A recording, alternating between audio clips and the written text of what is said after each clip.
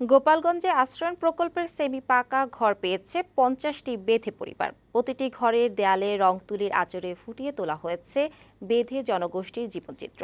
নৌকা কিংবা তাঁবুতে বসবাসের পরিবর্তে স্থায়ী ঠিকানায় থাকার সুযোগ পাওয়ায় খুশি তারা। দাবি জানিয়েছেন তাদের সন্তানদের লেখাপড়ার ব্যবস্থা করার। গোপালগঞ্জ সংবাদদাতা শেখ মোস্তফা জামানের প্রতিবেদন, জানাচ্ছেন আফরোজা সুলতানা। গোপালগঞ্জ টেকেরহাট আঞ্চলিক সড়কের পাশে আশ্রয়ণ প্রকল্পে মাথা গোঁজার ঠাঁই হয়েছে 50টি বেদে পরিবারের। সমাজের পিছিয়ে পড়া এই সম্প্রদায়ের মানুষ স্থায়ী ঠিকানা পেয়ে আনন্দে আত্মহারা। নৌকা কিংবা তাঁবু ছেড়ে এখন তারা সেমিপাকা ঘরের মালিক। প্রতিটি ঘরে আছে বাথরুম, রান্নাঘর, পানি ও বিদ্যুতের ব্যবস্থা। আর দেয়ালে তুলির আঁচড়ে ফুটিয়ে তোলা হয়েছে বেদে সম্প্রদায়ের জীবনচিত্র। মাথা গুজার স্থায়ী জায়গা হওয়ায় বেঁধে সম্প্রদায়ের এসব পরিবার প্রধানমন্ত্রীর কাছে কৃতজ্ঞতা জানিয়েছেন। আমরা আগে তাম্বুতে থাকতাম, জায়গায় জায়গায় থাকতাম ছেলে মেয়ে নিয়ে, কত বৃষ্টিতে ভিজতাম, রোদ্রে শুকাইতাম।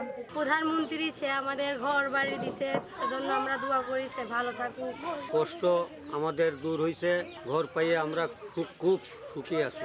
ছিন্নমূল বেদেদের আশ্রয়ণ প্রকল্পের মাধ্যমে নিজস্ব ঠিকানার ব্যবস্থা করে দেয়া হয়েছে বলে জানালেন গোপালগঞ্জ সদর উপজেলার নির্বাহী কর্মকর্তা। বেদের যারা পরবর্তী প্রজন্ম যেন দেশের সাধারণ শিক্ষায় শিক্ষিত হয়ে আমাদের মেইন স্ট্রিমের যে পেশা, সেই পেশার সাথে সম্পৃক্ত করে তাদের জীবনকে আরও উন্নত এবং পরিশীলিতভাবে গড়ে তুলতে পারে। ঘর পাওয়ার পর সন্তানদের লেখাপড়ার সুযোগ করে দেওয়ার জন্য দাবি জানান বেদেরা। ডেস্ক রিপোর্ট, বৈশাখী সংবাদ।